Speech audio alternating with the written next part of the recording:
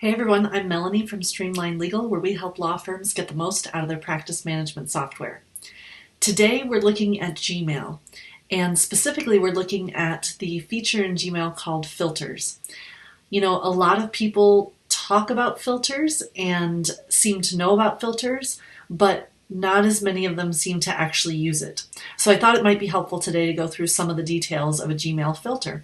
So I'm going to go ahead and share my screen here. We're going to hop on over to Gmail and take a look. So when we're looking at Gmail, the easiest way to find those filter options is just basically to start typing something in the search box. So if we type in, an email address maybe, then we can go ahead and stick that in there and click on this arrow next to it. When we click on the arrow to the right of the search box, then we get the option to start creating a filter. So the question is, how do we want to identify the emails that will be applied to this filter? So let's take an example. Let's say that we want all of the emails that come in from Melanie to be copied over to my assistant. And so I'll go ahead and put my email address, copy that here, and put my email address in the from category. So all emails that are from Melanie at streamline.legal are going to be copied to somebody else. So down here in the bottom, we can click on create a filter. Now keep in mind, it doesn't have to be based on an email address that it's from. It can be an email address that it's to. If you're using multiple email addresses in your Gmail inbox, that might be a nice option for you. Or it can be a keyword in the subject. It can also be a keyword within the email itself, or something that it's missing. Or based on the size of the email. There's all kinds of criteria that we can use, but I'd say the most popular and most common is going to be from a particular email address or a keyword in the subject maybe. So we're going to go ahead down here and click on Create Filter now that we know we want all the emails from Melanie at streamline.legal to be applied to this filter. So here are the options that Gmail can do with an email it's identified for a filter. We can skip the inbox and the message will automatically get archived. Now, of course, we probably don't ever want to use this by itself because that's what's going to happen. The email will come in from Melanie and it will skip the inbox, it'll get archived, and you may never see it if you're not looking at archived messages. Now, where this can become helpful, though, is if we use it in combination with another option. So, for example, if I have let's say a label that I've created that's called, notices from the court.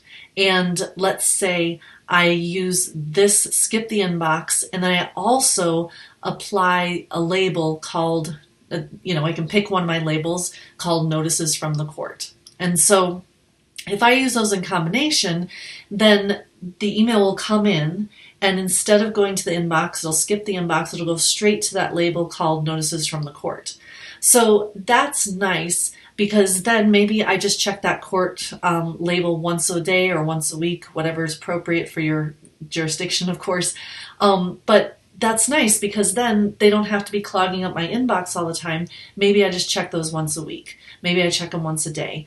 That's a similar kind of thing that we might do for like a listserv or some kind of email group that you're in.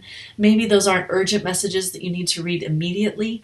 So you can group them and put them under one label. For those of you not familiar with Gmail, labels work a lot like folders and other email programs. So maybe you can have those emails go straight to that label, and then you check that label once a day, once a week, once a month, whatever's appropriate for that subject matter.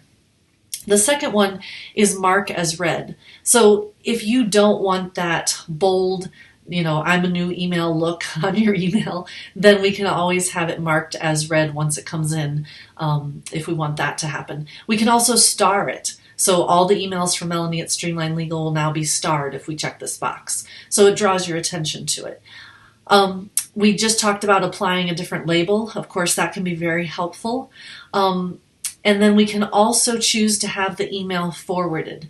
Now, keep in mind, if you're going to have a filter that forwards emails, you'll need to make sure that whoever's on the receiving end of that email address has given you permission to do that. Because what's going to happen is Gmail is going to send them a code that they're going to have to then give back to you, and you're going to have to put into your email account to make that work. Now, of course, only the first time you set it up, but just be aware of that. You can't just forward emails to other people without that permission.